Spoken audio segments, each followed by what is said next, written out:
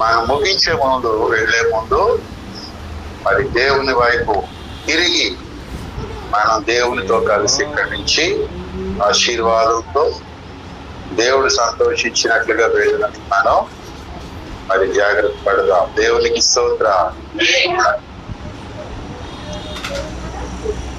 కొరింథీయులకు రాసినటువంటి 2వ పత్రిక 8వ అధ్యాయం 16-17 వచనాలు చదువుదాం. అక్కడ స్పష్టంగా బిగ్గరగా చదువు.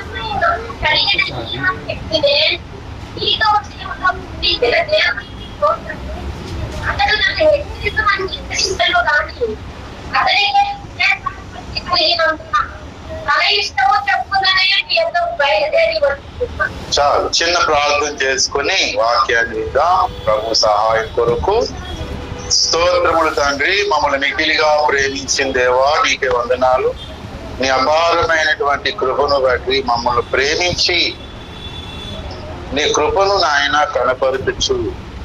నీ రక్షణ ఇచ్చి ఆ రక్షణ సంపూర్తి అగుట కొరకు, ఆ రక్షణ కొరకు నాయన అయ్యా ఎన్ని విధములుగా మేము ప్రభా నాయన సాక్ష్యం ఇవ్వాలో అన్ని విధములుగా సాక్ష్యం ఇచ్చుట కొరకును మమ్మల్ని ప్రభు అభిషేకించుకొని సేవ పట్ల ఆసక్తి కలగజేసి నీవు నడిపిస్తున్నందుకు వందనాలు. అలాగూ చెప్పిన సాక్ష్యములన్నిటిని బట్టి, మిషనరీ స్టోరీని బట్టి మీకే వందనాలు, స్తోత్రములు చెల్లిస్తున్నాం. ఎవరికి వారే ప్రభా అయా ఇదిగో స్వామి నాయన మొదటి బహుమానం నేను పొందాలని, మొదటిగా నేను సంపూర్ణ స్థితి పొందాలనేటువంటి ఆసక్తితో అయా ఇగో పందెపు రంగములో ఓపికతో పరిగెత్తున్నట్లుగా అయా సహాయం చేయండి. తీతు హృదయములో పుట్టించిన ఆ ఆసక్తిని అందరి హృదయములో పుట్టించిన దేవా కృప చూపించి కొనసాగింపజేయమని పరిశుద్ధాత్మ సహాయంతో వేడుకుంటూ చదివిన వాక్యాన్ని మీకు అప్పగిస్తున్నాం. ఆశీర్వదించండి నాయన. వినిగ్రహించి నీ తట్టు తిరిగినంతగా ఆశీర్వదించండి. బలపడని దాసుని పవిత్రపరిచి నీ కృప చేత బలపరచండి. నీ కొరకు ప్రభా నాయన అయా ఇగో సేవకులను, మిషనరీలను అయా సిద్ధపరచుటకు నాయన నరమాత్రుడు ఏపాటి వాడు నీ కృప చొప్పున ఏర్పాటు చేసుకున్నావు. బలపరచండి. ఈ పవిత్రమైన కార్యాన్ని అయా భంగపరచడానికి ఇంకనూ పొంచి ఉన్న చీకటి శక్తులు వాడి ప్రయత్నాలు వేస్తున్నాములు అందించి సుదూరంగా బహుమని ఆజ్ఞాపిస్తున్నాం.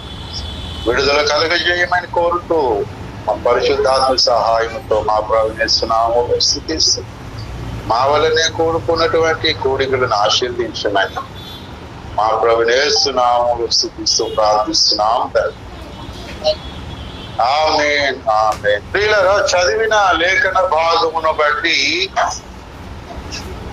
మనకు అప్పగింపబడినటువంటి సేవను మనం కొనసాగించడానికి మనకు ఉండవలసినటువంటి లక్షణాలు అక్కడ తెలియపరిచారు. చదివిన లేఖనం బట్టి ప్రత్యేకంగా మన దృష్టి దేని మీదకి వెళుతుంది అనేటంటే ఆసక్తి. ఆసక్తి ఆసక్తి అనేది లేకపోతే మనం కొనసాగించుట, మనం దేన్ని కలిగి ఉన్నామో దాన్ని కొనసాగించుట అనేది అసాధ్యము. అసాధ్యం. ఆసక్తి ఉన్నప్పుడే మనం అది భౌతిక జీవితాన్నైనా ఆధ్యాత్మికమైన జీవితాన్నైనా మనం చేపట్టింది, మనకు కలిగింది ఏదైనా మనం కొనసాగించగలం. భౌతిక జీవితం కొంతమంది కొనసాగించడానికి చాలా నిట్టూర్పులు విడిస్తూ ఉంటారు. నా కర్మ ఇంతేలా అనుకుని ఏం చేస్తారు, అక్కడితోనే ఆ జీవితం ఇంట్లోనే అయిపోతుంది మాట. ఇక ఎక్కడికి కదలడు, దేనికి పూనుకోడు. అలాంటి భౌతిక జీవితాలు ఉంటాయి. కొంతమందికి డబ్బులు ఉంటాయి కానీ ఏం చేయలేరు, ఆస్తులు ఉంటాయి ఏం చేయలేరు. అలాగే ఆత్మ సంబంధమైనటువంటి జీవితంలో కూడా భౌతిక జీవితం పట్లనే అనుకున్న వానికి ఆత్మ సంబంధమైన జీవితం ఇంకెలా ఉంటుంది, ఇంకా చాలా నిరాసక్తితో నిట్టూర్పులతో జీవితాన్ని కొనసాగిస్తూ ఉంటాడు. ఆసక్తి లేని జీవితంతో కొనసాగడం అనేది కష్టం. ఎబ్రిల్కి రాసినటువంటి పత్రికలో ఇలా చెప్తాడు పౌలు భక్తుడు. దయచేసి 6వ అధ్యాయం 11వ వచనం చదవండి.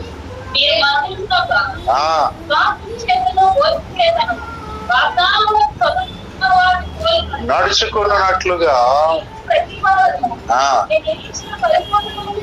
నిరీక్షణ పరిపూర్ణమొక నిమిత్తం మీరు ఇది వరకు కనపరిచిన ఆసక్తిని కడమరకు చివరి వరకు కనపరచవలనని అపేక్షించుచున్నాను. తొలి మట్టుక తుది మట్టుక, తుది మట్టుకంటే ఆఖరి వరకు మీరు ఇది వరకు ఏం చేశారు? ఆసక్తి కలిగిన వారు కనపరిచారు. అమ్మా అక్కడే ఉన్నది చెప్పండి. కనపరిచారు మాట. కనపరిచారంటే ఏంటి? అందరికి చూపించారు మాట. అందరికి చూపించారు. ఎంత ఆసక్తి పనులండి. ఏంటి పాట ఎంత ఏంటి, పాటలంటే ఎంత ఆసక్తి, ప్రార్థన అంటే ఎంత ఆసక్తి, దేవుడి సేవ అంటే ఎంత ఆసక్తి, కుటుంబం అంటే ఎంత ఆసక్తి అండి. కుటుంబానికి అన్ని సమకూర్చుకుంటారు అని కనబడుతూ ఉంటుంది మాట. అందరికి కనపరిచారు. కానీ ఇప్పుడు ఏమైపోయారు వాళ్ళు? కనపరచలేని ఈ విధంగా ఉంటారు. గుడికి వస్తే ఆసక్తి కనబడిపోతారు. వాళ్ళ గుడిలో కూడా వాళ్ళ ఆసక్తి కనబడుతూ ఉంటుంది. గుడికి రావడంలో ఆసక్తి ఉంటుంది. ఇంటి దగ్గర తొందరపడుతూ ఉంటారు. ఆసక్తి వాళ్ళ సమయానికే వచ్చారు అనుకోండి, ఆసక్తి కనబడిందని. రావడమే కాదు, సమయానికే వచ్చేస్తారు. కొంతమంది పడుకుండిపోతున్నారు. ఏంటి? నిద్రాశక్తి. సమయానికే వచ్చింది ఎందుకు? ఇంట్లో ఏసీలు వేస్తారు, ఇంట్లో వేడి ఉంటుంది, రేగించేటండి. ఇక్కడైతే కొంచెం చల్లగా ఉంటుంది, ఏసీ కూడా ఉంటుంది. కొంత త్వరగా వచ్చాం అనుకోండి, కొంచెం చల్లదనం, నిద్ర అన్ని సుఖం ఉంటాయని వచ్చేసేవాడు. ఆ ఆసక్తి కనబడి వస్తారే కానీ నిద్రపోతా, వస్తారే కానీ పెద్ద పట్టి కూడదు వాక్యం అని. ఏ ఆసక్తిని కనపరుస్తున్నారు వాడు? అలాగూ ప్రియులారా, ఇది వరకు ఆసక్తి కనపరిచారు, ఇప్పుడు ఏమో అది కనపడదు. దేవుడు చూస్తున్నాడు, అది పౌలు కూడా అదే చూస్తున్నాడు. మనుషులు వచ్చారా లేదా అనేది కాదు, వాళ్ళ ఆసక్తి కనపరుస్తున్నారా లేదా అనేది. కొంతమంది ముఖాలు చూస్తేనే ఏదో బాబు ఇలాగున్న ప్రసంగం చెయ్యాలన్నా వద్దనా అనిపిస్తుంది కదా. సేవకులు మనకి ముఖ్యంగా బోధించేవా మనకి కదా గణేష్. అందరూ ఎవరే కాదు, మనం అదిలాగా ముఖం పెట్టుకుని అసలు చూడటం లేదు అనుకోండి. ఇలాగ అందరూ ఉన్నా ఇష్టం లేదు కాదనిపిస్తుంది. వాళ్ళు వింట బైబుల్ తిరిగేస్తా, చెప్తుంటే వాక్యం వాళ్ళే చదివేస్తా ఉంటే ఎలాగుంటది. ఇంకా ప్రసంగి ఇక్కడ ఇంకొక అరగంట తెచ్చుకొని పోతాడు. నాకు అడగంట పెంచేస్తారంటే ముందే పోతున్నాను తగ్గించు అని ఇంకో అరగంట చెప్తా ఉంటే పావుగంటకి తగ్గిస్తారు. ఏం బాబు దేవుడు ప్రేమ కలవాడు కదా అంటే అటేటో చూస్తున్నాడు. అంటే చెప్పక్కర్లేదులే అని. ఆసక్తి కనపరచాలి దైవజనుడికి తెలిసిన. ఈ దైవజనుడు చూసాడో లేదా పౌలు? ఏ విషయంలో వాళ్ళు ఆసక్తి కనపరచాలంటున్నాడు? వాగ్దానములను స్వతంత్రించుకున్న వారిని పోలి నడుచుకున్నట్లుగా ఏంటి మీ ఆసక్తిని కనపరచాలి. వాగ్దానాలు పోలి, వాగ్దానాలు స్వతంత్రించుకున్న వారిని పోలి నడుచుకున్నట అనేది ఒకటి ఉన్నది. దాన్ని వీళ్ళేమో ముందు ఆ వాగ్దానాలే పట్టుకున్నారు. ఆ వాగ్దానాలు స్వతంత్రించుకున్న వారిలాగే 4 అడుగులు వేశారు. ఆ తర్వాత చూసేటప్పటికి చల్లారిపోయారు. మరి ఆ దేవుడే వేసావని గట్టి గట్టి తీర్మానాలు చేశారు. అమ్మ బాబోయ్ అనిపించింది. మరి తర్వాత ఆ తీర్మానం ప్రవక్తలు అయిపోయారు ఏమో. తీర్మానము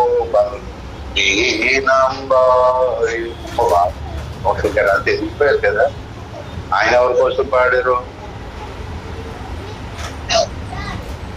తీర్మానం బలహీనం అయిపోతా. అప్పుడు ఏం కనపడుతుంది? ఆసక్త బలహీనం అయిపోయిన తీర్మానం కనపడతా. కాబట్టి ప్రవక్త ఎదుట, దేవుని ఎదుట, మిమ్మల్ని పెంచుతున్న వారి ఎదుట, మీ ఇంట్లో ఉన్న వారి ఎదుట ఆసక్తి కనపడుతూ ఉండాలి. చూసేది దైవజనుడు ఆసక్తిని చూస్తాడన్నమాట. చాలా మంది దరిద్రులు అయితే ఏం చూస్తారు? వాళ్ళ ఒంట్లో ఉన్న బంగారం చూస్తూ ఉంటారు. ఆడి జీతం ఆడేసాడా, దర్శింభాగం ఆడు ఫోన్ పే చేసాడా లేదా, ఈ టైంకి నేను కిందటి 6 నెలలు చేసేసాడు ఫోన్ పే, ఈ నెలకి ఇంకా ఫోన్ పే చేయలేదు ఏంటిడు అని కొంతమంది వీళ్ళ ఆసక్తిని కనపరుస్తారు. దైవజనుడు ఇంటికి వెళ్ళిపోయి దశింభాగం అడుక్కొని తెచ్చుకుంటాడు. కదా అడుక్కున్నాడు వాడి దేవుడు, ఆడికి వల్ల దేవుడికి వీడు తెచ్చుకోలే. ఈ దశభాగము మందిరాన్ని దానిలో తీసుకురామన్నాడా, వెళ్ళి తెచ్చుకున్నాడు దేవుడు. వాడు పడుకున్నప్పుడు వెళ్ళి అది పెట్టుల్లో తీసాడు. మరి ఏడెళ్తాడు ఏంటంటే మనకి మన సన్నాసులు చాలా మంది ఉన్నారు కదా. ఇది వీడాశక్తి మరి అలా. ఒక నిజమైన దైవజనుడు ఆయన పౌలు కాబట్టి ఏం చూస్తున్నాడు? వీళ్ళ ఆసక్తి ఏ పాటి? తీతు హృదయంలో దేవుడు పుట్టించాడు ఏంటి? ఆసక్తి. ఆ ఆసక్తిని చూశాడు. మళ్ళా ఆసక్తిని చూశాడు. ఈ ఆసక్తి మనం కూడా చూడాలి. దైవజనులుగా దేవుని సేవ చేస్తున్న వాళ్ళగా మనం కూడా వారిలో ఆసక్తి ఉందా లేదా చూసి ప్రార్థన చేసే వాళ్ళు ఆసక్తి పుట్టించమని దేవుణ్ణి అడగాలి. లేకపోతే మనమే దేవుణ్ణి అడగాలి, ప్రభువా నాలో ఆసక్తి పుట్టించు అని. అప్పుడు మనం కూడా ఏం చేయాలి? పౌరులాగా అసలు మనలో ఆసక్తి ఉందా లేదా మనమే స్వపరీక్ష చేసుకోవాలి.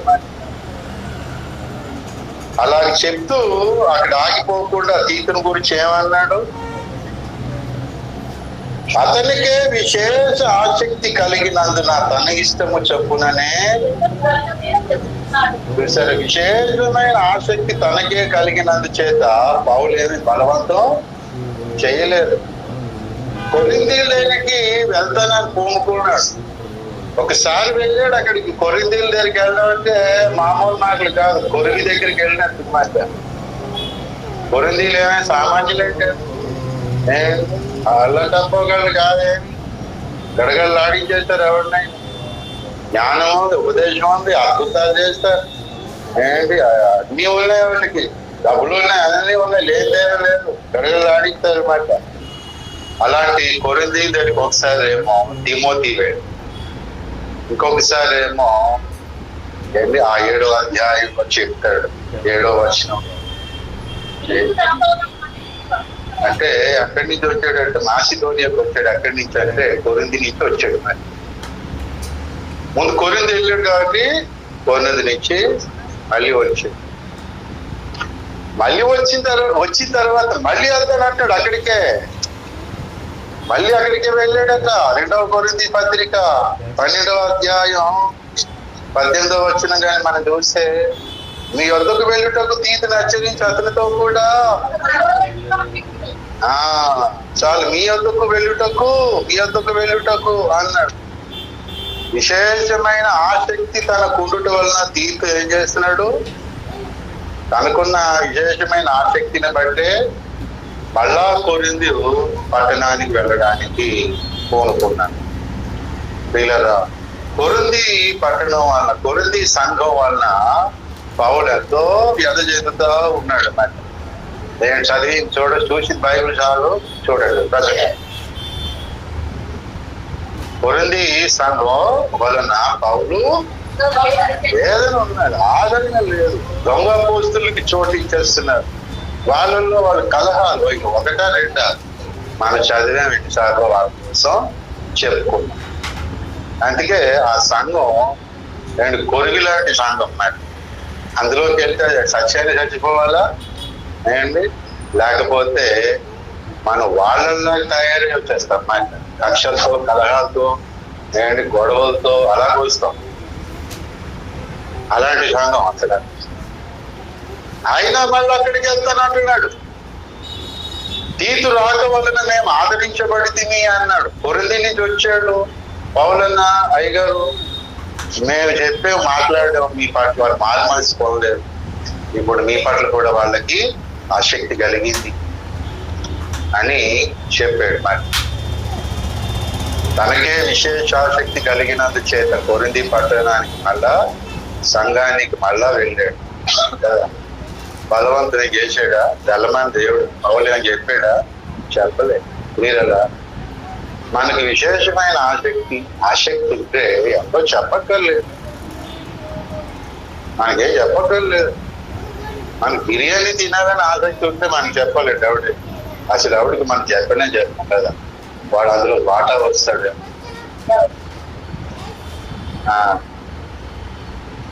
అదే మనకి ఎవడైనా డబ్బులు ఊరికన్నా ఇస్తున్నాడు అనుకోడు, ముందు వెళ్ళిపోతాడు. అక్కడికి వెళ్ళి లైన్ కట్టేసి మొదట వెళ్ళిపోయి అక్కడ ఫోన్ చేస్తాడు. ఎవరు ఇక్కడ ఇస్తున్నారు రారా, మళ్ళీ తెలిస్తే బాగోదని రారా అంటాడు. ఆల్రెడీ లైన్లోని 50వ వాడు మంట. మరి అంత ముందుకున్నావేంట్రా, నువ్వు వచ్చి లోపు లైన్ వచ్చింది. మరి అంతే త్వరగా రావాలని వాడినే తోచేస్తాడు.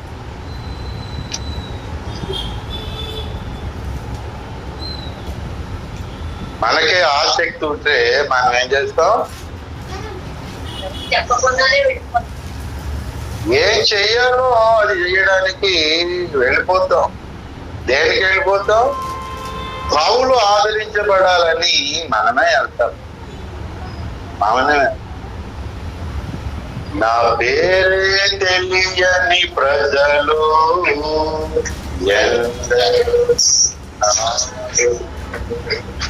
నా ప్రేమ వారికి ప్రకటింప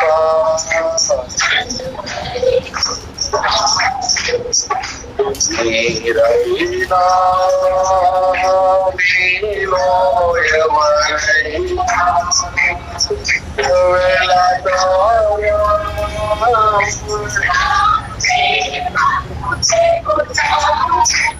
వెళ్ళిపోతాడు మాట. వాడికి పాట అనవసరం కదా, వెళ్ళిపోయినాడు ఈ పాట. కాబట్టి వాడు పాటలు పుస్తకంలో ఆ పాట ఏం చేయొచ్చు, తీసేయచ్చు. ఈ పాట మన నెరవేర్చేసి మనకెందుకు ఇది అనుకుంటాడు కదా. నమ్మి బాప్తీసం పొందువాడు రక్షించబడును అనేసి అంటే ఆ వాక్యం వాడికి అవసరమా? బాప్తీసం పొందేసాడు, ఆ వాక్యం ఏంటి? కొన్ని పాటలు అవసరం లేదు, కొన్ని వాక్యాలు అవసరం లేదు. అయిపోయి దాటుకుని వచ్చేస్తావు. అది చెప్పాలండి. వాగ్దానాలను స్వతంత్రించుకోరా చెప్పాలా? బైబుల్లో స్వతంత్రించుకున్న వాళ్ళు కనపడుతున్నారు. స్వతంత్రించుకుంటే ఎక్కడ ఎదిగిపోయారో వాళ్ళు చెప్పాలి. చెప్పక్కర్లేదు. దేవుడు అందరి హృదయంలో ఏం చేస్తా ఉంటాడు? ఆసక్తిని గుర్తిస్తా, విత్తనం పడేసినట్టు పడేస్తాడు. అదే ఏమైపోతా ఉంటుంది? మొలకెత్తి మొక్కై చెట్లై ఫలాలు కాసి మళ్ళీ పడింది అనుకోండి. ఆ పండు మళ్ళీ అక్కడది మళ్ళీ విత్తనాలే. పొరపాటున వలస పక్షులు కానీ తినేసి అక్కడెక్కడో వెళ్ళి డౌన్లోడ్ చేసుకుంటాం అనుకో. ఈ వలస పక్షులు ఏం చేసి అక్కడికి వెళ్ళి విత్తనాలు ఇచ్చేసాయి వేరే రకంగా. అవి గోడల్లోని, పుట్టల్లోని, తట్టల్లోని ముంచేసి అక్కడ చెట్లు అయిపోతా ఉంటాయి. ఇది ఏ ఊరు చెట్టు ఇక్కడ వచ్చేసి ఒక మిషనరీ పక్షి వచ్చింది. ఆ మిషనరీ పక్షి ఇక్కడ వదిలేసి పోయింది.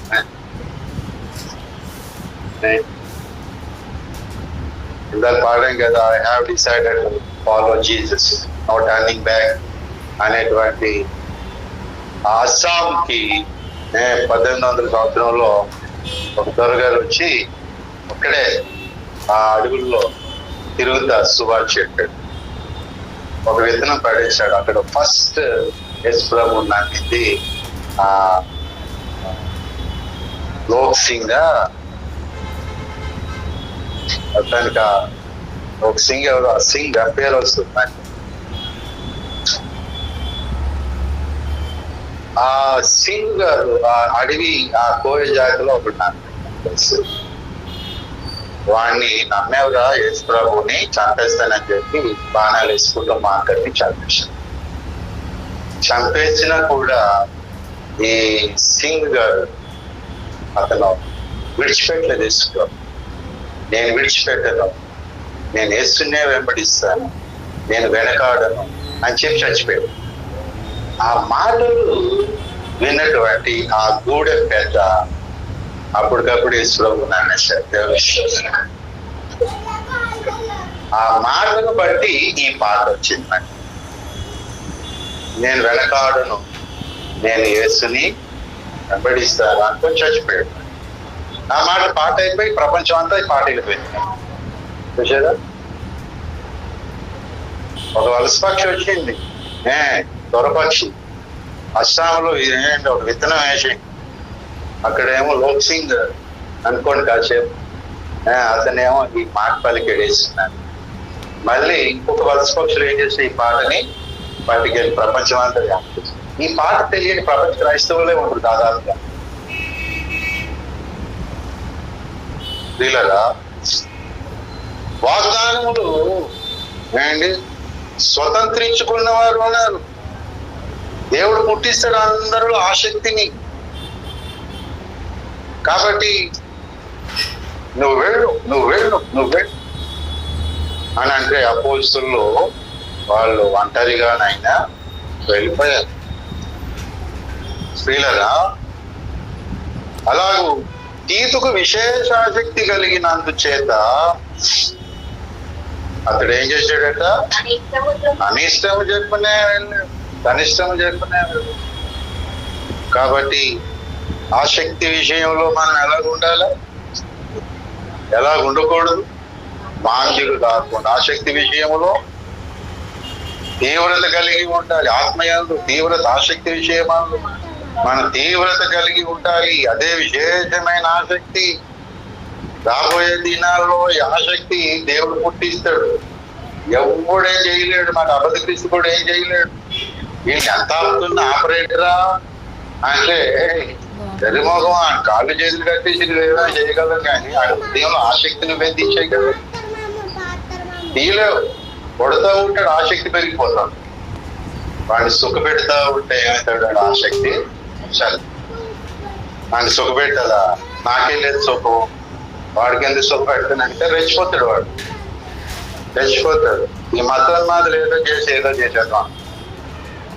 క్రైస్తవ చరిత్రలోనే ఎవడేం చేయలేకపోయాడు. ఇలా వచ్చి ఈ మతోన్మాదులు బాబులు లాంటి వాళ్ళు ఎందరో కదా, రోమన్స్ కానీ, యూదులు కానీ, మరి నీరో చక్రవర్తి కానీ, లేకపోతే హిట్లర్ కానీ హిట్లరు మరి యూదుల్ని ఎలాగైతే బంధించేసి లక్షల మంది చంపేశారు. క్రైస్తవ్యాన్ని ఆపడానికి ఎందరో ప్రయత్నం చేసి వాళ్ళే చచ్చింది. ఇది పెరిగిపోతా ఆ చరిత్ర తెలుసుకుని వీళ్ళు ఏం చేయాలా, నమ్మాలా, లేకపోతే సైలెంట్ గా ఉండాలి. తుమ్మే సాక్షి, దేవునికి స్తోత్రం. కాబట్టి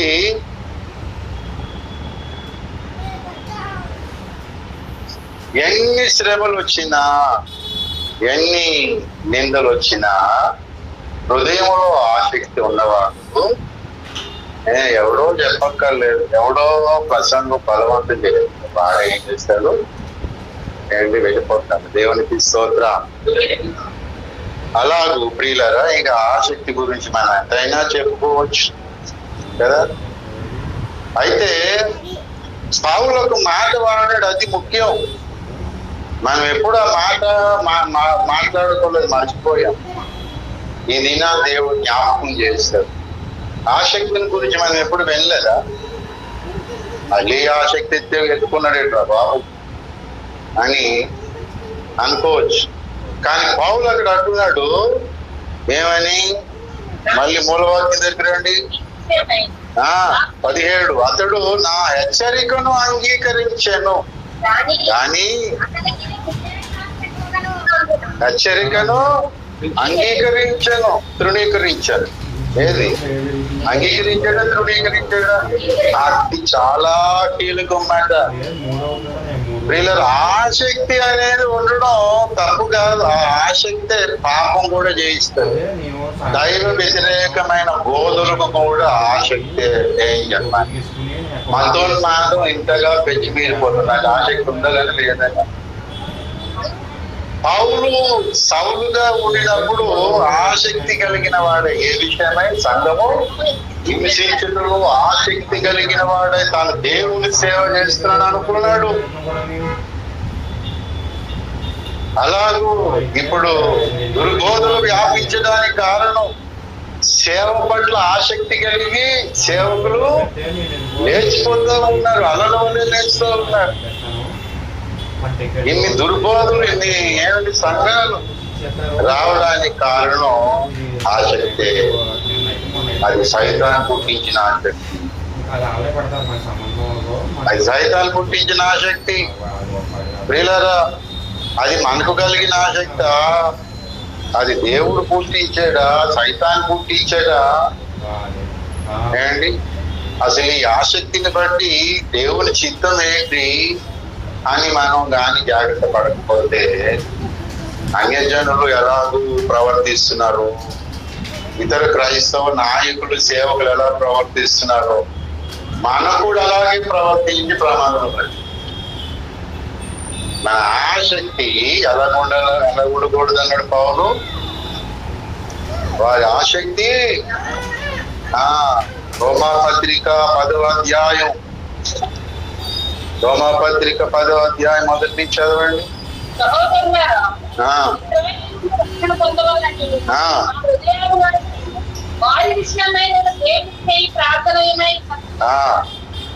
వారు దేవుని యందు అమ్మా, నీ ఆసక్తి ఏంటి? చదువుతాను, నేను చదువుతున్నాను. కంటిన్యూ చేయి. వారు దేవుని యందు ఆసక్తి గలవారని వారిని గూర్చి సాక్ష్యం ఇచ్చుచున్నాను, అయినను వారి ఆసక్తి జ్ఞానానుసారమైనదిగా అని అన్నాడు. మాట వాళ్ళు దేవుని పట్ల ఆసక్తి ఉన్నదా లేదా? ఉన్నదని సాక్ష్యం. వాళ్ళ ఆసక్తి ఎంతటితో పౌలు చెప్పాడు. అందులో తానే ఉన్నాడు మాట. ముందు తానే అందులో రక్షణ పొందక మునుపు దేవుని పట్ల ఎంత ఆసక్తి. ఎవరినైనా పత్రికలు తెచ్చి కథం చేసేద్దామని రెడీ అయిపోయాడు నాకు ఆసక్తి. ఏమయ్యా బాబు, ఆ పిల్లలు ఇల్లు వాకిలు ఏం లేదా? మంటలు జరిగి ఈ దేవుని సేవ అండి. చంపకపోతే యూదా మతం అణిచివేయబడతాం, ఈ క్రైస్తవ మతం ఇచ్చిమీరిపోతాం. దేవుడిని కాదని ఏ సగం దేవుడు ఇక్కడ కళ్ళం పిల్లలేంటి అని చెప్పి మొదలు తానే దేవుని యందు అలాంటి ఆసక్తి. కానీ అది జ్ఞానానుసారమైంది కాదు. జ్ఞానానుసారమైంది కాదని అన్నాడు. జ్ఞానానుసారమైనటువంటి ఆసక్తి ఒకప్పుడు దావీదుకు కూడా లేదు. నీ ఇంటిని గురించిన ఆసక్తి నన్ను భక్షించుచున్నది అన్నాడు కదా 69వ కీర్తన 9వ వచనంలో.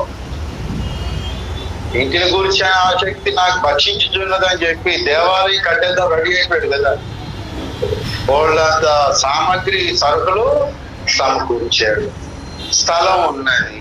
ఏంటి మనకి లోటు? మన రాజుగారు తలుచుకుంటే ఎప్పుడు అదేనా?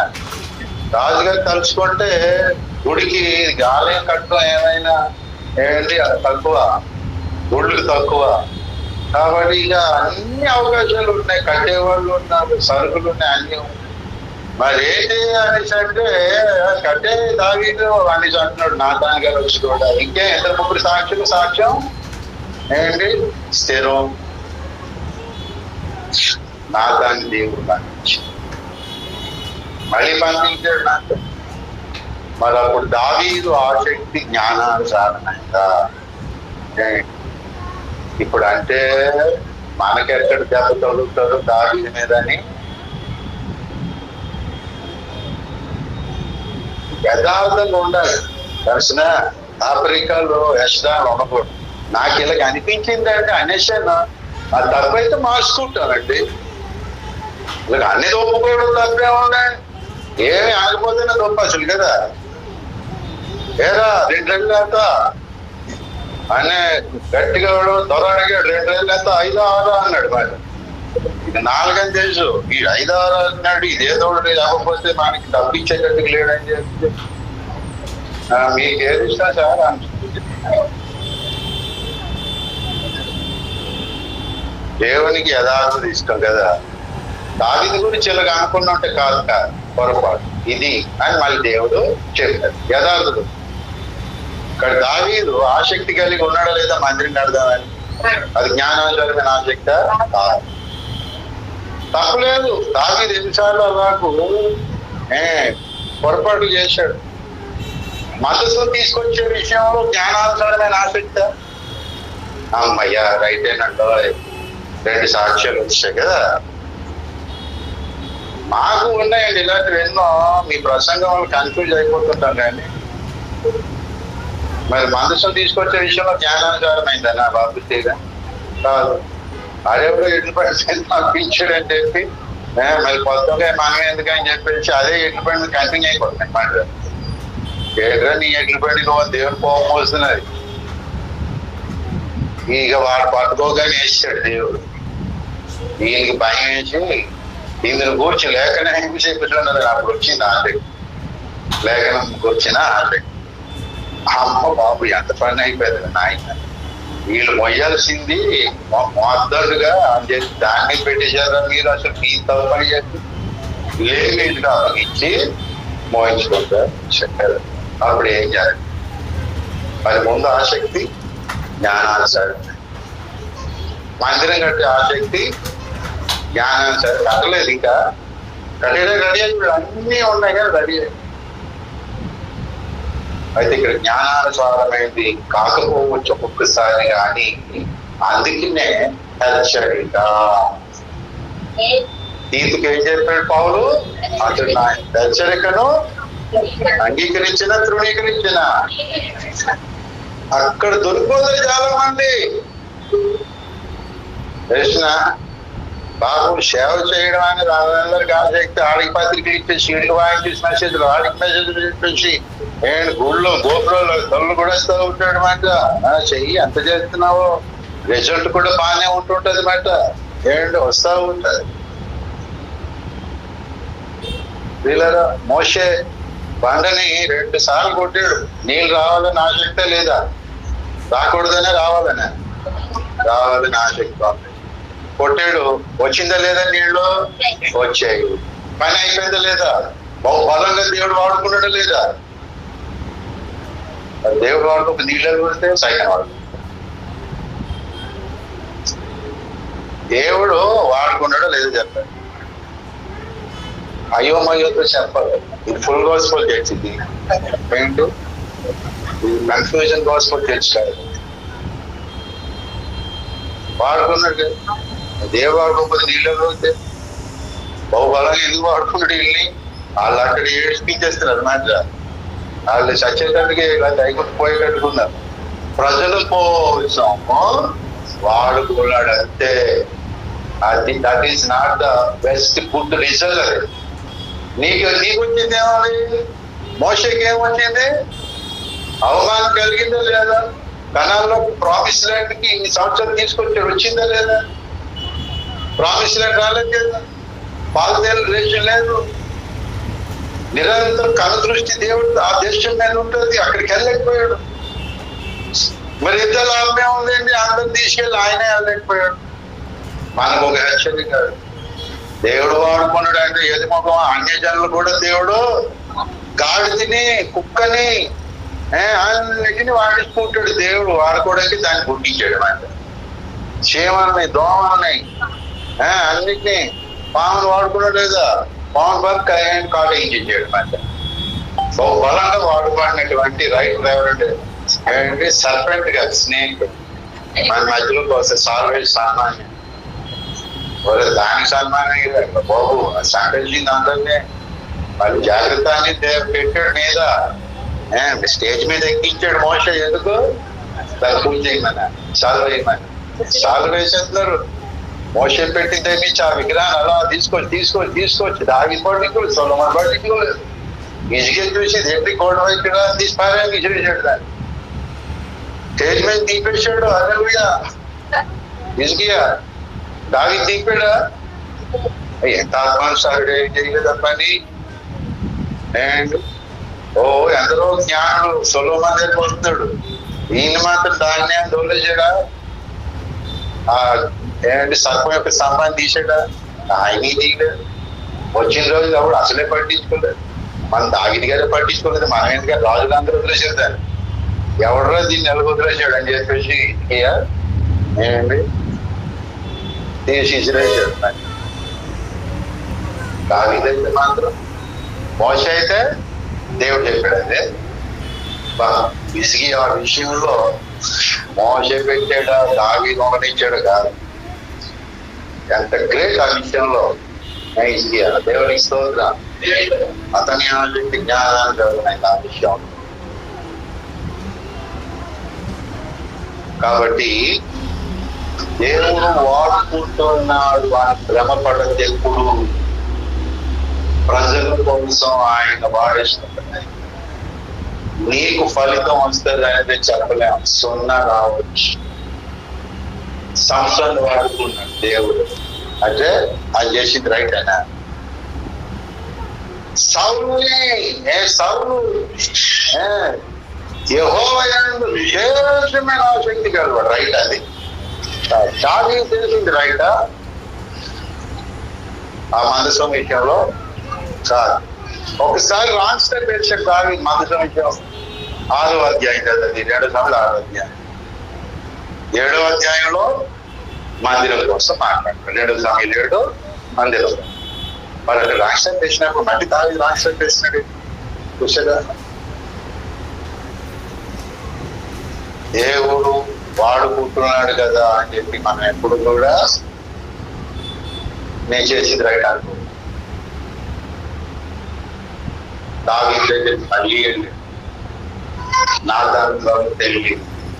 దేవుడు అంటున్నాడు, నీకు పుట్టబోవు శిశువు కడతాడు మందిరాన్ని అని మళ్ళీ హెచ్చరించాడు. మాట దావీదు దేవుడి దగ్గరికి ప్రార్థించి హెచ్చరికను అంగీకరించాడా లేదా? హెచ్చరికను అంగీకరించి మందిరాన్ని కొడుకు అప్పించేశాడు. మరి మందిరం అంటే ఎంత ఆసక్తో లేదా? చిరకాలం నీ మందిరములో నివసింపా అదొక అవకాశం ఉంది. అసలు లేవిడు ఉంటాడు. యూదా గోత్రుడు ఎవడు ఉంటాడు? నీ బలిశీలం చుట్టూ తిరుగుతాడు. నీ యొక్క ఆ తేజో నివాస స్థలంలో ప్రేమించుతున్నానంట. ఇలాగ ఎన్నిసార్లు మందిరం జనులు ఈ మందిరానికి వెళుతున్నారంటే సంతోషించాం. మందిరం అంట ఆసక్తి. ఈ రోజుల్లో గుడికి రాగా బాబు అనేది అంటే బతిమలాడుకో. కర్మేశ్వరకు రావండి బాబు. సంఘక్షేమాభివృద్ధి కూటమి పెట్టా రండి అంటే బతిమలాడు. ఆయన ఓడినప్పుడు కాలు నొప్పి. ఎంత దూరం రండి? ఇక్కడ 1 కిలోమీటర్. మణిపూర్లో మందిరం లేక చెట్ల కింద వర్షాల్లో తడి మనం చూసాం. మనకు ఒక సిగ్గు ఉంటుంది మందిరానికి రావడానికి. అయితే ఓడున్నాం. మందిరం అంటే చులకన. మళ్ళీ మనకు సత్య సంఘం, ఆరాధ సంఘం, మన సేవ, అభిషేకం.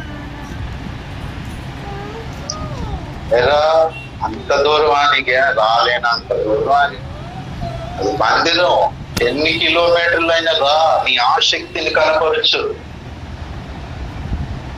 వీడు రాడు, ఎవరిని రానివ్వడు. అలాంటి ఆసక్తి. వీడు రాలేదా అయితే ఇంకొకటి రాస్తున్నాను అంతే కదా జరుగుతా. వాడు రాలేదా నేను గూగుల్లోకి వచ్చేస్తాను, జూమ్లోకి వస్తాను. ఇది వీళ్ళ ఆసక్తి. దేవుడు మమ్మల్ని బలంగా వాడుకున్నట్టు తెలిసిన మళ్ళీ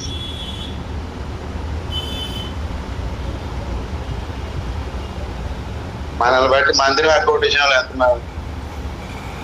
అసలు మనం మందిరం రానియకుండా మనల్ని బట్టి ఒకడు రాకుండా ఎవడు ఆగిపోయాడో మనకు తెలుసా? అవన్నీ లెక్కలు చూస్తాడు దేవుడు. మనల్ని బట్టి ఎవడు మందిరానికి రాకుండా చేస్తున్నామో మన ఆసక్తిని కనపరుచుక లెక్కేసుకొని దేవుడు అంటే కూడా వద్దులే, నువ్వు కూడా రావద్దులే అని దేవుడు ఒక నిర్ణయం తీసుకున్నంత వరకు ఇక అక్కడిని ఎంత ప్రయాసపడిన మన ఇశ్రాయేలు ప్రజలు దేవుడు విశ్రాంతిలో ప్రవేశించడం అనేసాడా?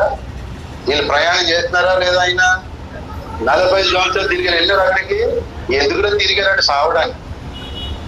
కొంతమంది ఎందుకులో బ్రతుకుతున్నారు ఏసైని నమ్మడాకంటే చచ్చిపోతే పరలోకి వెళ్ళిపోతే. అందుకే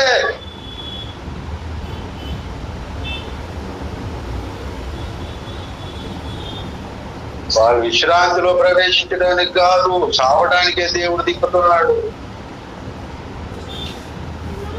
మనం ఒకడు మందిరానికి రాకూడనట్లుగా మన అశ్రద్ధ కారణమైతే చూసి దేవుడు అంటాడు, నువ్వు వద్దులే, క్రైస్తవుడిగా ఉంటావేమో ఉండు కానీ నువ్వు వద్దులే మందిరం అంటే. అంటే నువ్వు గింజుకుని తలకింద తపస్సు చేసిన నువ్వు రాదు.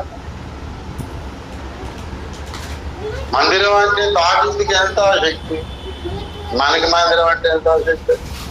మనం వచ్చే సమయమే చెప్పేస్తుంది మనం ఏ పాట ఆసక్తి ఉందో మందిరం పట్ల.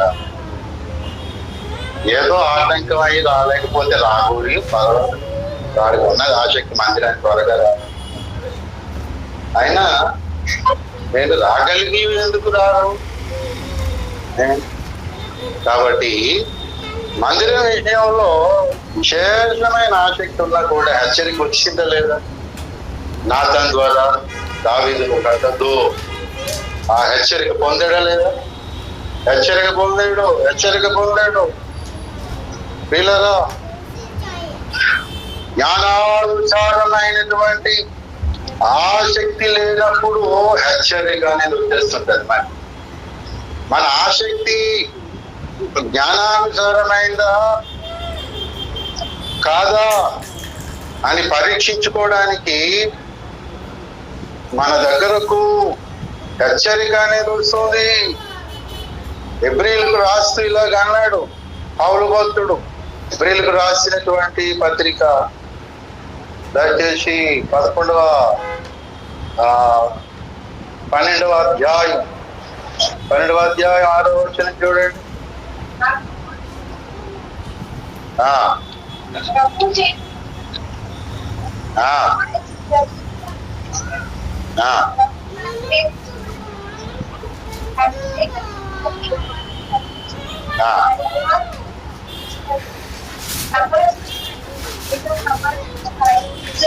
ఆయన హెచ్చరిక మర్చిపోయారు కాబట్టి ఏమైంది? 4 కాలంను బట్టి చూస్తే బోధకులై ఉండాల్సిన పశువులు అయి హెచ్చరికను మరచితిరి కానీ సేవను మాత్రం మరవలేదు. హెచ్చరికను మరచితిరి కానీ సువార్త మర్చిపోలేదు. హెచ్చరికను మర్చిపోయారు. వాళ్ళ నాయకుడు ఎవడో తెలిసాడు, దేవుడు ఎవడో తెలుసు, అన్ని తెలుసు, కానీ మర్చిపోయిందేమో హెచ్చరిక. ప్రమాదం కాదు. మన సినిమా రోడ్డే మనకి తెలుసండి, కానీ ఒక హెచ్చరిక బోర్డు పెట్టాడు మాట, అలా ముందుకెళ్ళకండి, రైట్ సైడ్ లెఫ్ట్ సైడ్ తీసుకోండి, ప్రమాదం ఉందని చెప్పింది, చూడలేదు. వాడికి ఆ రోడ్డు తెలుసు, అంగులు ఆ రోడ్డు తెలుసు. మరి లాభమే ఉంది, హెచ్చరిక చూడకపోతే గోతులు. అలాగూ హెచ్చరికను మరిచిరి. కాబట్టి ప్రియులరా, తీతుకు పౌలు ఏం చేశాడట? హెచ్చరించాడు. దేనికోసమో తెలిసినా ఆ సంఘం దగ్గరికి నువ్వు వెళుతున్నావు డబ్బులు కలెక్షన్ చేయడానికి, వారిలో ప్రేరేపణ పుట్టించడానికి. రెండవసారి ఎందుకు వెళ్తాడో తెలిసిన? మాసిదోనియా వారి దాతృత్వమును వారికి తెలియపరచడానికి. మాట అలా తెలియపరచడానికి పౌలు ఏం చేశాడంటే పంపాడు. అలా పంపినప్పుడు ఏమైనా మోసపుచ్చాడా అని ప్రశ్నించాడు ఆ సంఘానికి. 2 కొరింథీ 12:18 మళ్ళీ రండి.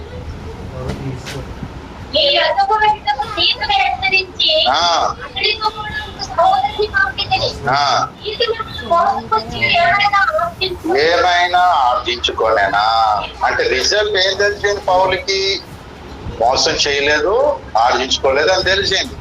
కారణం ఏంటి? ఎవరిని మోసపుచ్చలేదు. కారణం ఏంటి?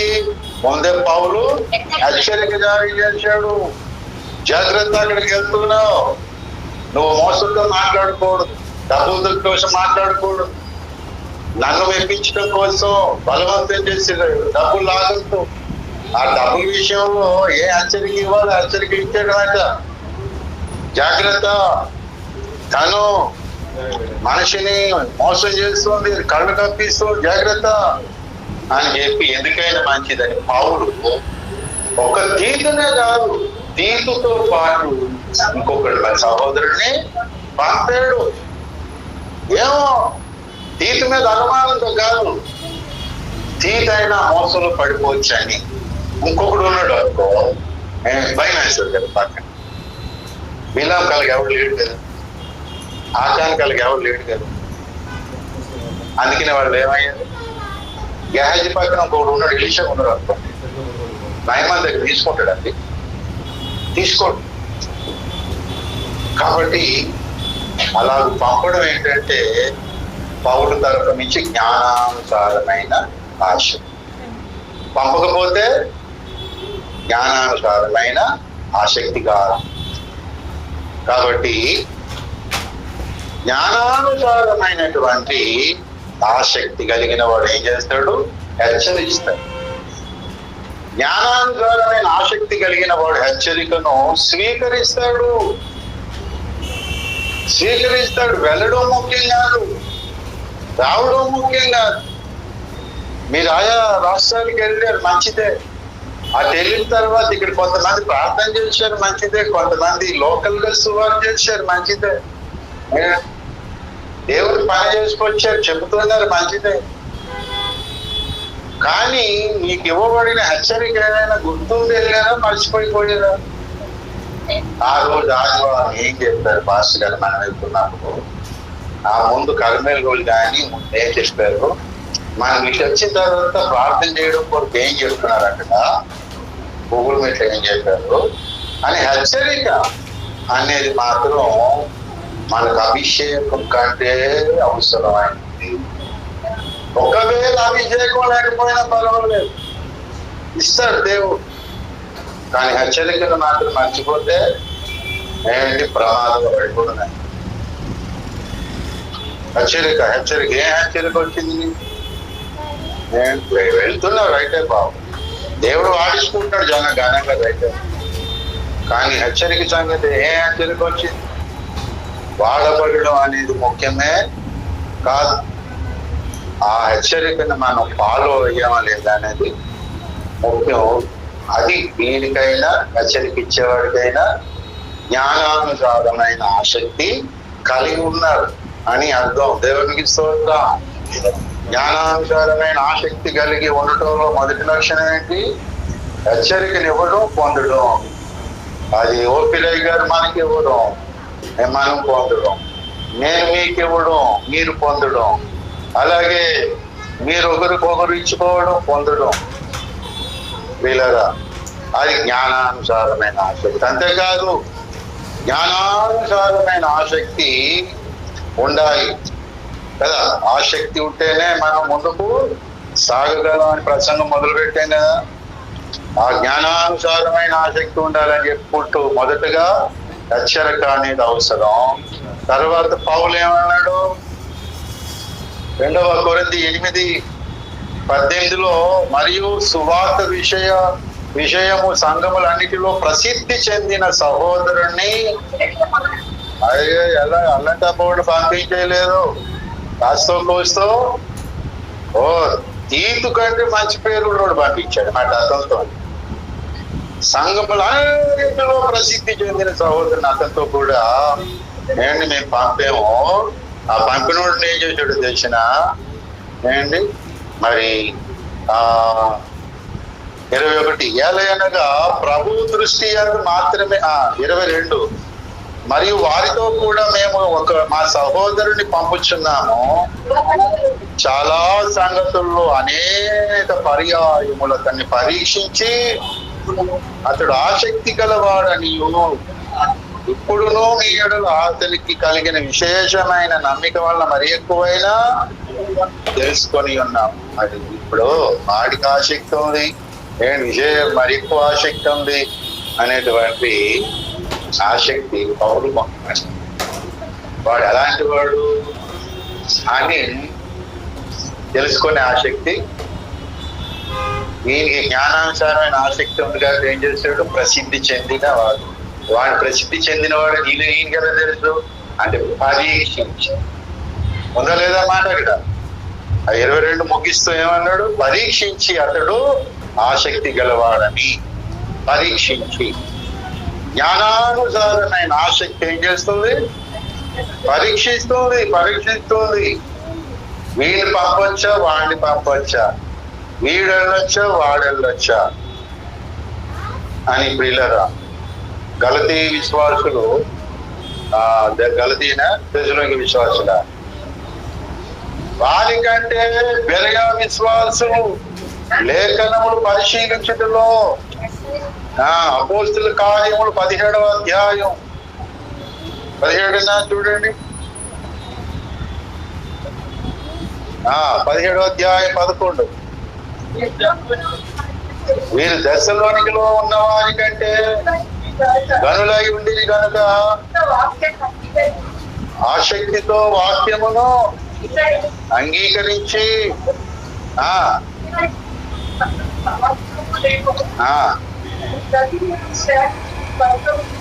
పరిశోధించు వచ్చేది. వీళ్ళ ఆసక్తి ఏంటట, లేఖనాలను పరిశోధన.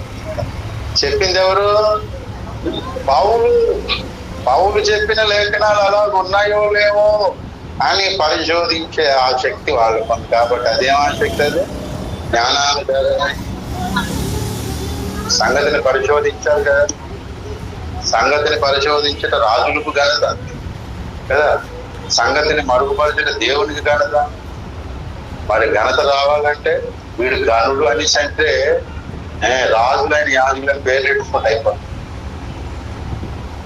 సంగతిని ఏం చేయాలి, మనం పరిశీలన చేయాలి. ఏ సంగతి, బైబిల్లో మర్మాలైనా ఈ వ్యక్తి ఇందుకొరకు అవసరమా కాదు, అసలు ఈ సంగతి మన దగ్గరకు వచ్చింది ఇది అంతవరకు వాస్తవం అని పరిశీలించరు. ఇది పరిశీలించకుండా ఏం చేసుకుంటారు చాలా మంది, ఎలాగట అలాగట కదా, వాడికి ముందే మనం అంటే పాడవు. వీడంటే మనకి చాలా ఇష్టం కాబట్టి వీడు ఏం చేసినా రైటే, వాడు రైట్ చేసినా రాంగ్. పరిశీలిస్తున్నారా ఓపిరాయ్ గారి గురించి కానీ, ఎవరి గురించి ఒకరి గురించి ఒకరు కానీ, మనం ఎవరి గురించి అయినా పరిశీలిస్తాం. అసలు ఎందుకు వద్దన్నాడు, ఎందుకు చేయమన్నాడు అని పరిశీలిస్తాను. జ్ఞానాన్ని ఆసక్తి బాబు, ఆసక్తి ఉండి సేవ చేసిన వాళ్ళు చాలా మంది ఫెయిల్ అయిపోయిన వాళ్ళు. సార్వత్రిక సంఘం ఎలా ఉంది ఇప్పుడు,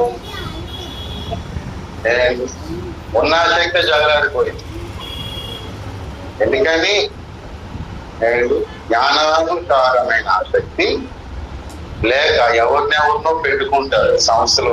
వాడు ఆ డబ్బులు మింగించాడు, ఎలాగైతే సంస్థ కుదలేదు. ఎవడెవడో సంస్థ నాయకుడు ఏదో అనుకోండి వాళ్ళు వెళ్తారు, వాడు మధ్యలో వదిలేస్తాడు. వీళ్ళగా జ్ఞానానుసారమైన ఆసక్తి ఉంటేనే మనం ముందుకు వెళ్తాం. ఆ జ్ఞానానుసారమైన ఆసక్తిలో ఒక దినుసు లక్షణం ఏంటి, పరిశీలన చేసిన సంగతి పరిశీలన చేయ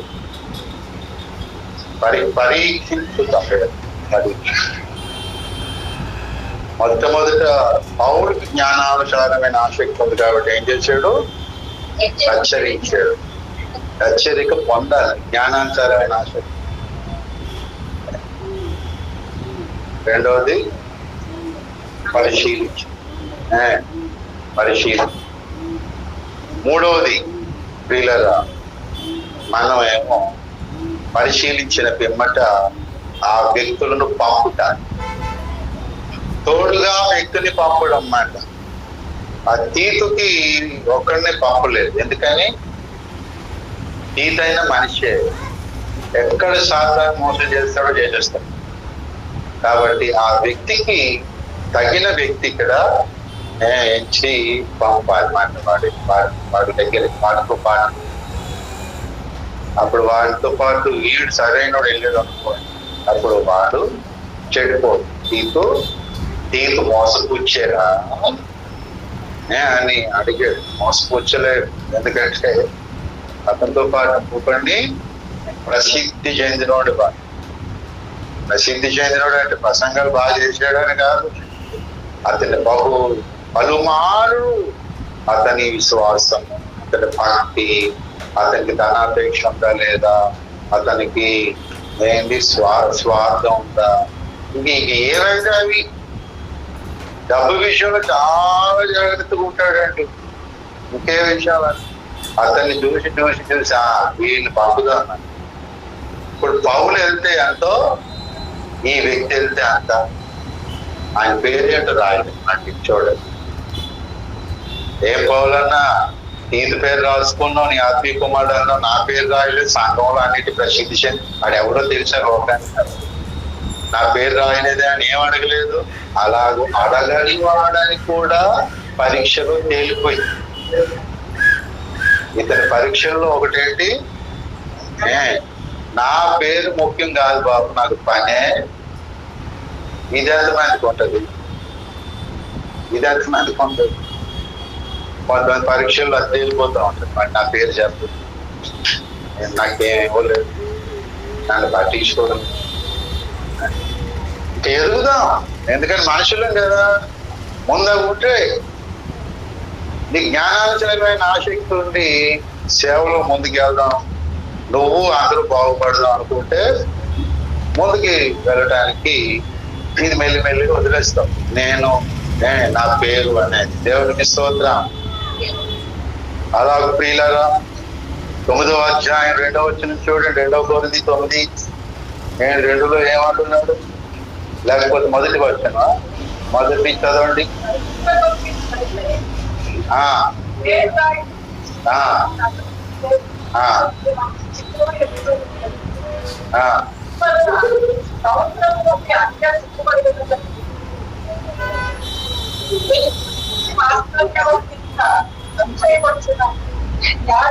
మీ ఆసక్తిని చూచి అనేకులు ప్రేరేపించబడి, దేవునికి స్తోత్రం. ఇప్పుడు మన మిషనరీ పరిచర్యని చూసి ఏమవ్వాలి చాలా మంది, అది జ్ఞానానుసారమైన. మనల్ని చూసి నలుగురు ఏమైపోవాలి? వెనక్కి పడిపోవాలి. నోటి మాటలతో కాదు, మన జీవితాలతో, మన బ్రతుకులతో ఎంతో కొంత చెప్పాలి. చూసి నేను సేవ చేయాలని అనుకోవాలి, చూసి ఇలా ప్రార్థన చేయాలి అనుకోవాలి. మన ప్రార్థన ఆసక్తి చూసి ప్రార్థన చేయాలి అనిపించింది. దానికి ఇక రెగ్యులర్ గా ప్రార్థనలో వచ్చేవాళ్ళు చూసి రెగ్యులర్ గా గుడికి వచ్చేవాళ్ళు చూసి గుడికి రావాలని. నువ్వు రెగ్యులర్ గా సువార్త పోయినావు అనుకో, ఇంకొకటికి సువార్తకి వెళ్ళాలని ఆసక్తి వస్తుంది. రెగ్యులారిటీ లేదు అండి, అప్పుడప్పుడు ఏదో వెళ్తా ఉన్నాం. ఎవరికి ఆసక్తి ప్రేరేపించబడతారు? ఏదో సువార్తకి వెళ్ళలేదంటే అదే రాలేదు సార్ అంటే, తీరా మనం పరిశీలన చేసినప్పుడు వీడి ఫ్రెండ్ రాలేదంటే సువార్త ఆడరాకపోతే నీకే. సువార్త పిలిచింది దేవుడా, సేవకుడా, లేకపోతే మీ ఫ్రెండా? నీకు పిలిపించింది ఇద్దరు, దేవుడు ప్లస్ కింద సేవకుడు. వెళ్ళడే సేవకి అన్నాడు, వెళ్ళవా ఆ రోజు? ఏ రాలేదట్లా, నాడు రాలేదంటే నేను, నువ్వే రాలేదంటాడు, వచ్చేటట్టు నేను రాలేదు. ఏ ప్రేరేపణండి!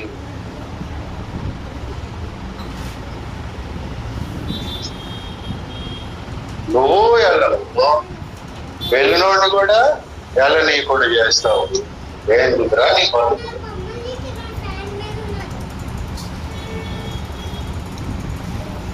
సువార్తకి ఎవరెవరు వచ్చారు బాబు అని అడుగుతుంటాను. నాకు ఎవరెవరు వచ్చారో చెప్తా ఉంటాను. ఎవరెవరు ఎలా చేశారు, నీ కంట్లో ఎలా పడి నువ్వు నడిపిస్తున్నావు. ఇంకొకరిని అడుగుతాను, నువ్వు చెప్పి సాక్ష్యం అయితే కాదు. ఒకవేళ నేను వచ్చాను అనుకోండి, అప్పుడే ఉంటుంది ఓఫీర్ గారు సువార్తకి వచ్చినప్పుడు గోల్ చేసేస్తూ ఉంటుంది. అప్పుడు ఎందుకంటే మరి అయ్యగారు చూస్తారు కదా, ఏం పెద్ద అయ్యగారు చూస్తారో లేదు అంటే ఆ నమ్మకాలు లేదు. ఆ అయ్యగారు చూస్తే చూడకపోతే ఈ అయ్యగారి ముందు కొంతమందికి అది ఉండదు. ఏ అయితే మనకెందుకు గొడవలా చేయాలి అని చెప్పి ఎవరిని కొట్టించుకోరు. చాలా మంచోడు.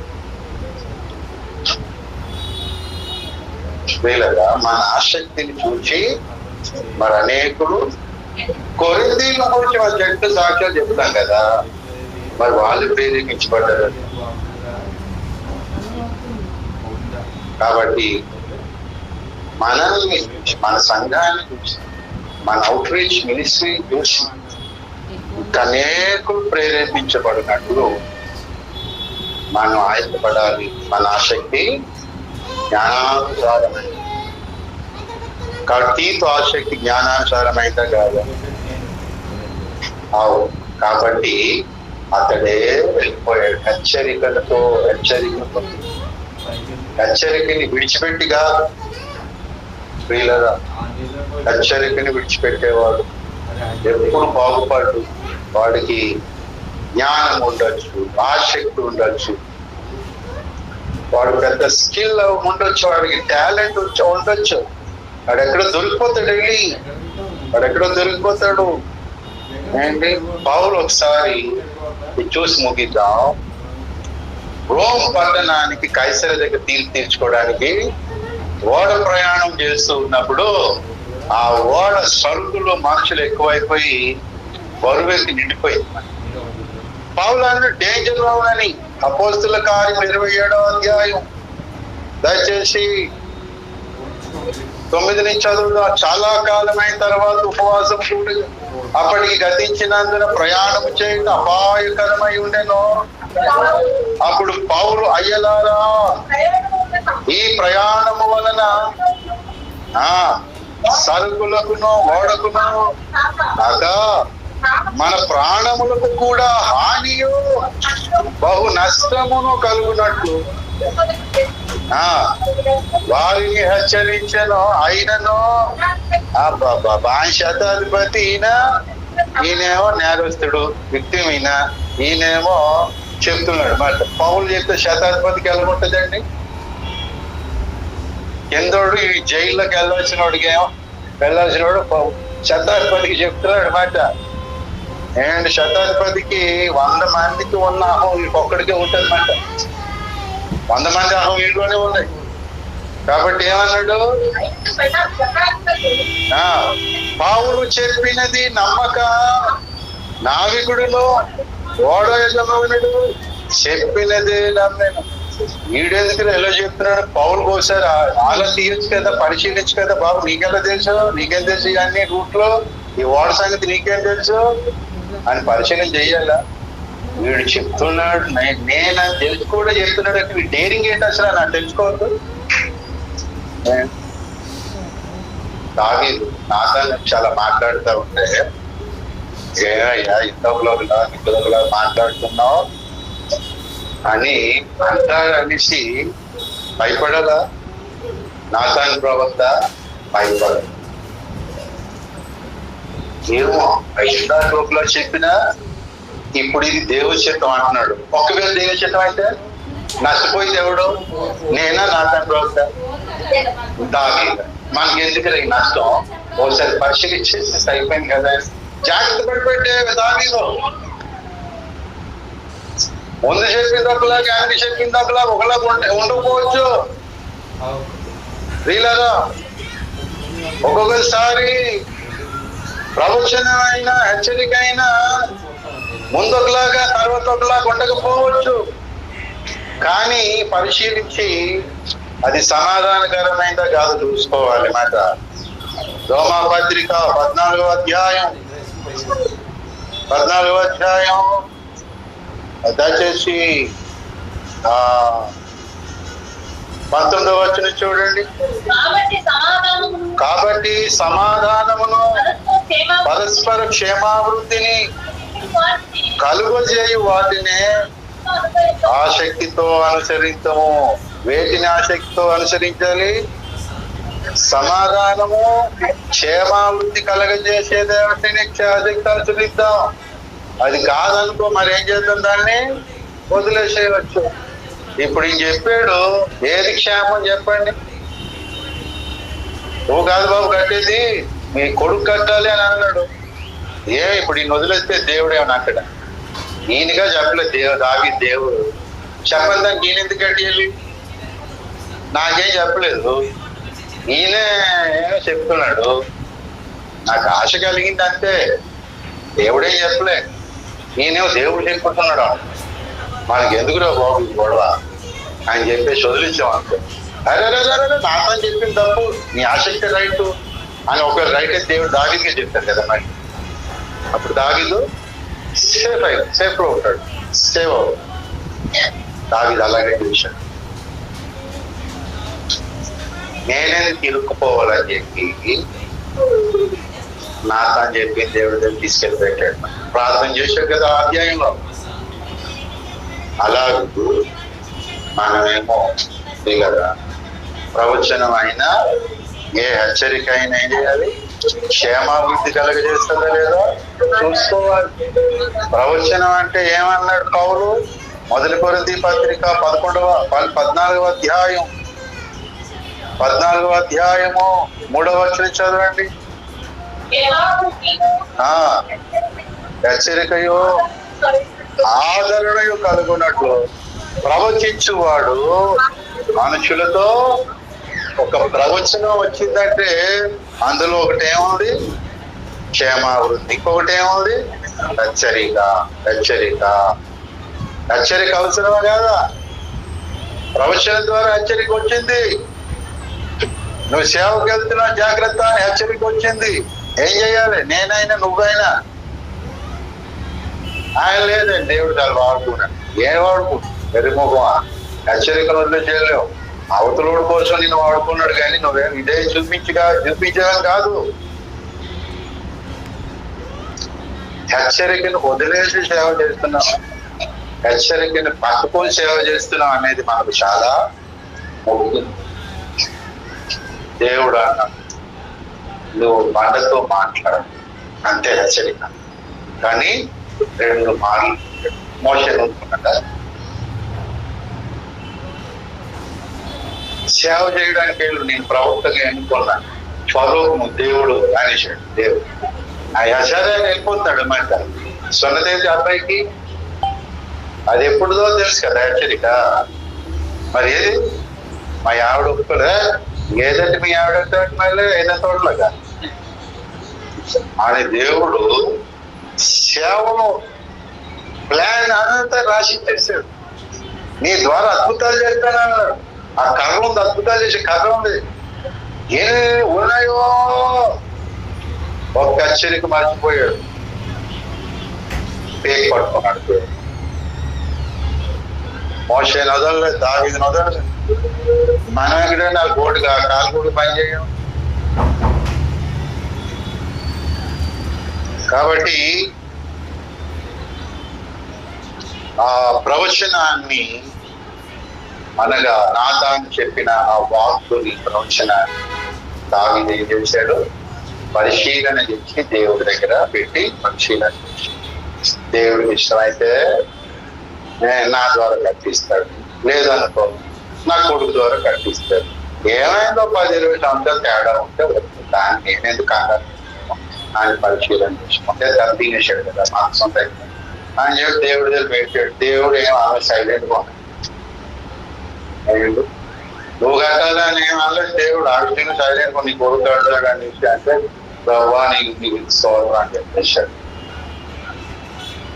దేవుడి చిత్తం నెరవేరు. అదే కట్టడానికి పూనుకున్నాడు దావీదు ఏమవుతుంది, వాడెవడు ఎన్నుకొని కట్టడానికి పూనుకున్నాడు, దాని మీద పట్టు చెక్కాడు. అలాగే కాబట్టి నాతాను ద్వారా వచ్చిన ప్రవచనం దావీదుకి ఏమైంది, క్షేమాభివృద్ధి. అది హెచ్చరిక వీళ్ళరా. మరి ఆసక్తి ఉండాలి సేవకి ఏంటి, కానీ మన హెచ్చరికతో సేవ చేయాలి. హెచ్చరికను మర్చిపోకుండా వెళ్ళకూడదు. అందుకోరకు వెళ్ళే ముందు వాక్యం వస్తూ ఉంటుంది. ఏ వాక్యం అంటే అయ్యేమో మర్చిపోతాం, సేవ మాత్రం బయలుదేరు. సువార్త చెప్పడానికి ఆదివారం, గురువారం అండ్ అక్కడికి ఇక్కడికి సండే స్కూల్ నడపడానికి నేనైనా మీరైనా వెళ్ళిపోతాం. మరి దేవుడితో మాట్లాడే రోజు. కాబట్టి పిల్లరా ఆసక్తి ఉంది కానీ ఏ ఆసక్తి లేదు. కారణం ఏంటి ఆసక్తి లేకపోవడానికి? వాళ్ళ హెచ్చరికను మర్చిపోయారు. రెండవది పరిశీలన చేయడం. తర్వాత యోగ్యుడైన వాడిని సహకారం తీసుకోలేదు. యోగ్యుడైన వాడిని సహకారం ఇవ్వలేదు, పొందలేదు. ఒక వ్యక్తి ఇవ్వవచ్చు, లేకపోతే వీడు పొందకపోవచ్చు. తర్వాత జ్ఞానానుసారమైన ఆసక్తి ఉంటే సందేశం చెప్పినట్టే మర్చిపోవడం. మరి ఇప్పుడే చెప్తున్నా కదా, తల పిలుస్తానా లేకపోతే సైతాన్ ప్రభావం ఏంటి? అనేకులు ప్రేరేపించబడి వారి ఆసక్తిని చూసి కొరతే విశ్వాసులు అనేకులు ప్రేరేపించబడి మనం ఎవరికో చెప్పక్కర్లేదు. మిషనరీ వ్యవస్థ, మిషనరీ దర్శన వ్యాప్తి కొరకు అని మనం ఎవరికో చెప్పక్కర్లేకుండగానే మనం చూసే వచ్చేసేయాలి మిషనరీ. విలియం కేరీ గారి స్టోరీ మీకు వచ్చేస్తుంది. డేవిడ్ రైన్హార్డ్ బుక్ చదివి, ఆయన సాక్ష్య పుస్తకం చదివి 100 మంది మిషనరీలు తయారు. అందులో విలియం కేరీ గారు చదివారు. మరి చాలా మంది పేర్లు గుర్తు రావట్లేదు ఆ బుక్ చదివిన వాళ్ళు. నేనైతే కొంచెం చదివాను. నాకు పాత పుస్తకం చెరిగిపోయి ఉంది నాకు అక్షరాలు. కొంచెం చదివాను. నేను అప్పటికే దేవ సేవకు వచ్చేసాను. సాధు కిషన్ సింగ్ గారి పుస్తకం చేసి ప్రేరేపించబడ్డాను. ఏజెన్సీలో పరిచయం చేయాలి. ఎందరో సాక్ష్యాలు చూసి ఎందరెందరో ప్రేరేపించబడుతున్నారా లేదా? అలా తీయలేదు. మన జ్ఞానానుసారమైన ఆసక్తి అయితే మనం చూసి ప్రేరేపించబడి మనం చూసి మానేయకూడదు. అది ఏంటి మన ఆసక్తి, అది మన సేవ ఫలితం. దేవునికి స్తోత్రం. ప్రతి 4 విషయాలు గుర్తుపెట్టుకుందాం. మన ఆసక్తి ఉండాలి, కానీ జ్ఞానానుసారమైన ఆసక్తి అనగా అందులో 4 విషయాలు. ఒకటేమో హెచ్చరిక, మర్చిపోకూడదు. ఇచ్చేవాడు మర్చిపోకూడదు ఇవ్వడానికి, పొందేవాడు మర్చిపోకూడదు పొందేక. రెండవది పరీక్షించుట. మూడవది అవసరమైన వ్యక్తిని పంపుట, పొందుట. నాలుగవది అనేకులు ప్రేరేపించబడాలి. అదే అనేకులు ప్రేరేపి. ఇది జ్ఞానానుసారమైన ఆసక్తి. ఈ ఆసక్తి ఉంటే ఫలితాలు వస్తాయి. కాబట్టి సేవలు ఇంకా ముందుకెళ్ళాలనిపిస్తాయి. పౌలు అనుభవాలు, రాళ్ల దెబ్బలు, శ్రమలు ఎన్నో చూశాడు. పౌల్ని ఎవడైనా ఆపగలిగాడు? ఏదైనా ఆపగలిగి ఆపలేకపోయింది. ఎందుకంటే ఈ 4 విషయాలు కలిగిన జ్ఞానానుసారమైన ఆసక్తి భావంలో ఉన్నది. డబ్బులు లేకపోయినా వెళ్ళిపోయాడు కదా, దిగంబరత్వం అలిగించాడు కదా, బట్టలు లేవనుకున్నాడు ఆయన, ఈ స్థలం ఆ స్థలం అనుకున్నాడు ఆయన. 3 ఖండాల్లోకి ప్రవేశించి సువార్త ప్రకటించేశాడు పౌలు. అప్పట్లో కెసిల్ది దాదాపు 13,000 మైళ్ళు వెళ్ళాడు అన్న చెప్తుంటారు చరిత్రకారు. ఎన్నో దేశాలు. కాబట్టి ఆ రోజుల్లో సరే తిండి తిప్పలు లేక, బట్టలు వసతి సరిగ్గా లేక, మళ్ళీ వ్యతిరేకత, దెబ్బలు, హింసలు, ఇన్ని ఉండి ఎలా వెళ్ళిపోయేవాళ్ళు బాబు అంటే అతనిలో నేను జ్ఞానానుసారమైన ఆసక్తి. అలాంటి వాడు ముందుకు రాడు. అవి లేనోడు ఏం చేస్తాడంటే, అవి లేనోడు వాడికి ఎంత పుషింగ్ ఇచ్చినా కూడా వెనక పెడుతుంటాం.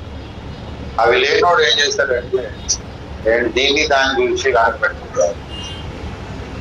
అలాంటి వాడు మిషనరీలో పని చేయలేరు. ఎప్పుడు వీళ్ళగా మిషనరీ అయినా ఏంటంటే మన ఉన్న ఊళ్ళోనైనా మనకు దేవుడు అప్పగించిన దాన్ని ఏదైనా మనం చేయడానికి మనకు జ్ఞానానుసారమైన ఆసక్తి మన ప్రభు సహాయం కోరుతూ ప్రార్థన చేస్తున్నాం. కళ్ళు మూసుకోండి, దేవుడు సహాయం చేయను కాక.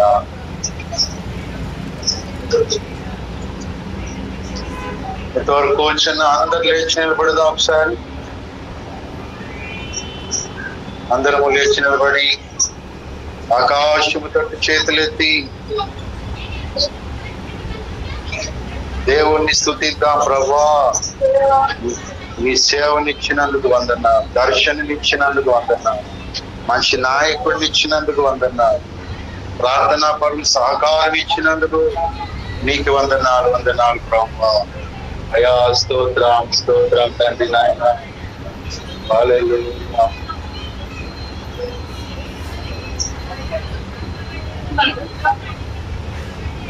దేవునికి స్తోత్రం చెప్పుకుందాం. దర్శనం లేని వాళ్ళు ఎందరో ఆసక్తి పరులై చెడిపోతున్నారు. దేవుని కోపానికి